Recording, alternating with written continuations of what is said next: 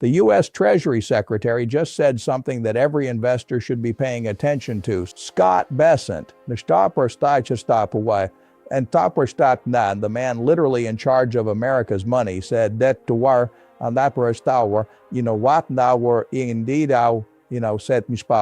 we are in the middle of a Bretton Woods-style realignment. And if you don't understand what that means, it could be the difference between building generational wealth or quietly watching your savings lose value over time. Right now, U.S. national debt is heading toward $40 trillion. Gold is hovering near all-time highs. And countries around the world are moving away from the dollar and stockpiling gold like time is running out. The dollar share of global reserves has already dropped from 71% to below 58%, and the people running the U.S. government are openly talking about reshaping the global financial system. So no, this isn't a conspiracy theory. This is an actual shift being discussed at the highest levels. And the last time the world went through a Bretton Woods reset,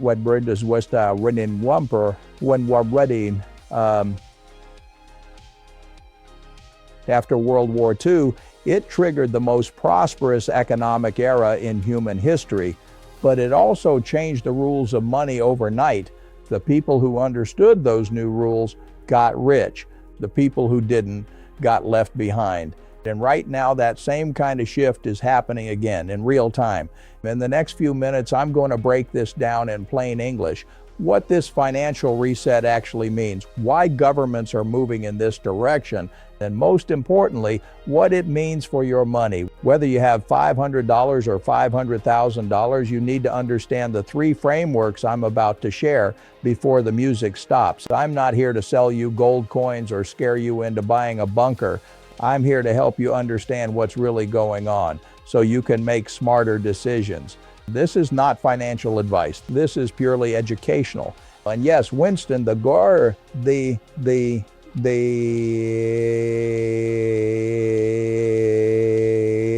retriever is what is responsible for the smartest parts of this, the real gold advisor. Now here's what we're going to cover. First, the system, how money actually works and what's about to change. Second, the reset, what Scott Bessent and policymakers are really signaling. Third, your playbook, the risk and opportunities for everyday investors, whether you're in stocks, retirement funds, or holding gold. So let's start with the foundation. What exactly is Bretton Woods? Let's simplify it. Imagine it's 1944. The world has just come out of the largest war in history. Europe is devastated. So 44 countries come together in a small town called Bretton Woods in New Hampshire. And they agree on a new system. The US dollar becomes the world's reserve currency, backed by gold at $35 per ounce. And every other currency is pegged to the dollar. This agreement led to the creation of the International Monetary Fund and the World Bank, and it placed the United States at the center of the global financial system. Why did it work? Because it gave the world a stable and trusted monetary framework, and it fueled one of the greatest economic booms ever: highways, suburbs, the rise of the middle class, and decades of prosperity. But there was a catch. The U.S. had to stay disciplined. It couldn't print more dollars than it had gold to back them. That was the deal. But by the late 1960s, the U.S. was spending heavily. Wars, social programs, rising costs. And other countries, especially France, started demanding their gold back. At one point, they even sent ships to collect it. So in response, Richard Nixon made a historic decision. He ended the gold standard. That meant the dollar was no longer backed by anything physical. It became a system based purely on trust in the U.S. government. Now think about this in simple terms.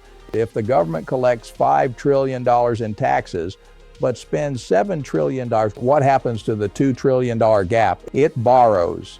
And the Federal Reserve creates new money to buy that debt. That new money enters the economy, which means more dollars chasing the same goods and assets. And the result?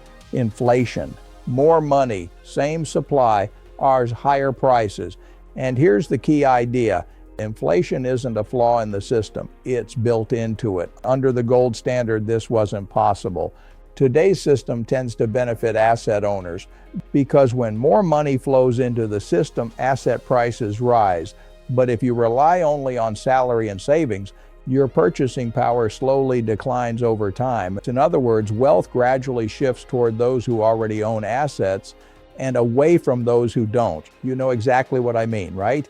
If your income comes from a salary or you're holding cash, you're actually losing money over time. But if you own assets, you're getting richer with every passing second. So the real question is, what is Scott Bessent actually planning? Bessent has said we are in the middle of a major realignment, a Bretton Woods style realignment. And he's not just talking about it. He's the U.S. Treasury Secretary, and he wants to lead it. He has called for a fundamental reset of both financial regulation and the entire global financial system. He even told International Monetary Fund and the World Bank to return to their core mission. In other words, stop focusing on things like climate change or social identity debates and instead focus on financial stability. So what does all of this actually mean? Simply put, the person in charge of America's piggy bank believes the entire global monetary system needs a complete overhaul. It's not a surface level fix. A full reset. So what moves are they actually making? Move number one, weakening the dollar. This is also being referred to as the MAGO Accord, named after Donald Trump's resort in Florida. It is essentially a modern version of the Plaza Accord. The idea is simple. The dollar is too strong, which makes American goods expensive abroad, and that destroys manufacturing jobs. So the plan is to use tariffs and diplomatic pressure to push the dollar down by 20% to 40%. That's a very aggressive move. The chair of the Council of Economic Advisors, Stephen Mirren, has even publicly floated these kinds of numbers. So what does that mean for you? Everything you buy from overseas would become more expensive, but American-made goods would become more competitive and relatively cheaper. Think of it like this. If the dollar drops by 30%, your vacation to Europe just became 30% more expensive. But factory jobs in places like Ohio suddenly become 30% more viable again.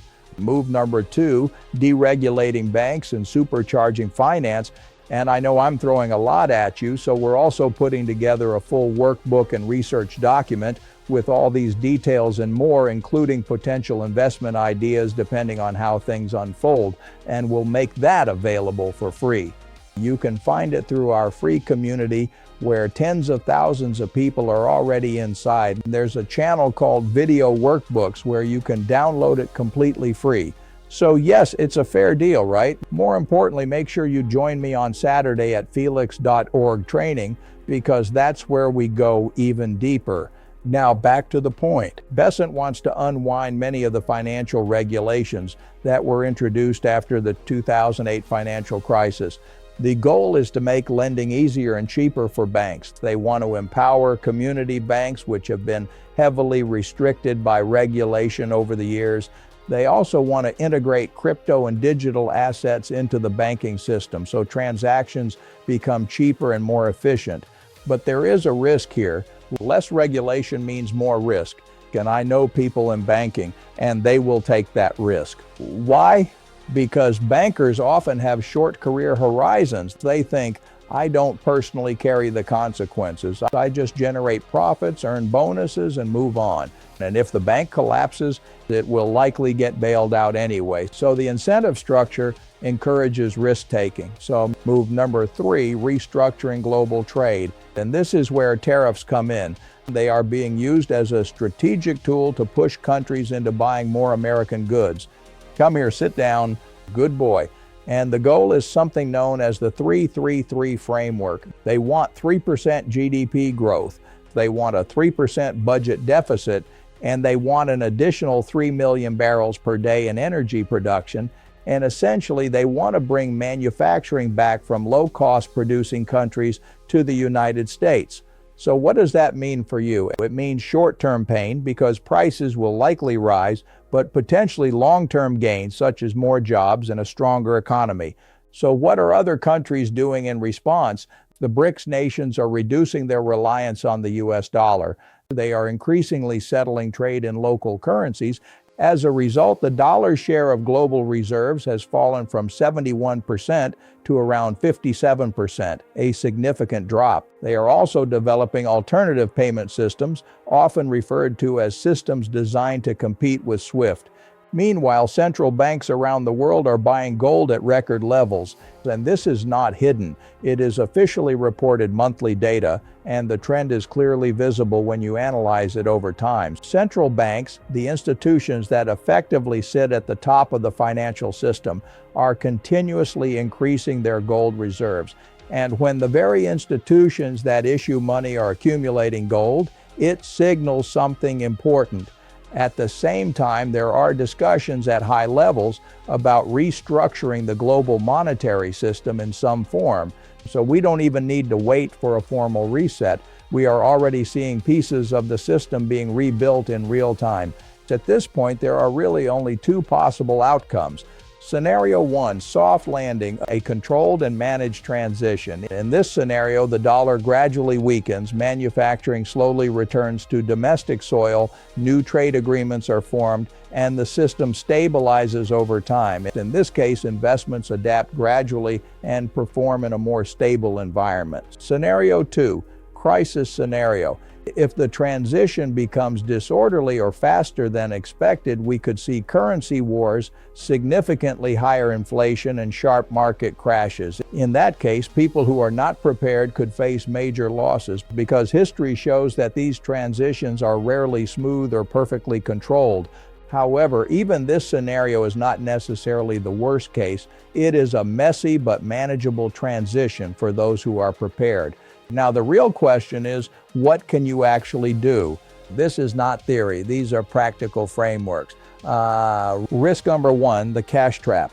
If you are holding your money in savings accounts because you are afraid of the market, you may already be losing money. What interest are you earning? 1%, 2%, 3%, or 4%? Inflation is likely higher than that. That means your money is losing purchasing power over time. And if the dollar weakens significantly, your position becomes even worse in real terms. Traditionally, saving money in banks was considered safe advice decades ago. But in today's environment, it can quietly erode wealth over time. Risk number 2, full dollar exposure. If 100% of your assets are tied to US dollar-denominated investments, you are heavily exposed to dollar movements. Even broad indices like the S&P 500 are heavily weighted toward large technology companies. And those companies are not purely domestic. They generate a significant portion of their revenue from international markets. This means currency movements and global trade policies can have a real impact on earnings. So the idea that buying the S&P 500 equals purely U.S. exposure is not entirely accurate. Many major companies earn a large share of revenue from outside the United States. So the real question is, what exactly do you own and where does its revenue come from? Risk market. 3. The timing trap. Trying to perfectly time this transition is extremely difficult. More descriptive worse than often a mistake. It is similar to trying to time the stock market. For example, even when interest rates are cut, markets do not always rise. In 2008, rates fell significantly, yet the S&P 500 still dropped sharply. So the biggest risk is not entering at the wrong time, or it is staying out of the market entirely while the system is changing. The opportunities. The main opportunities lie in hard assets such as gold, silver, and real estate. Gold has already seen a major move over recent years, rising significantly from earlier levels, and in some related sectors, such as mining companies, the potential upside can be even greater. This represents a major financial shift. There is,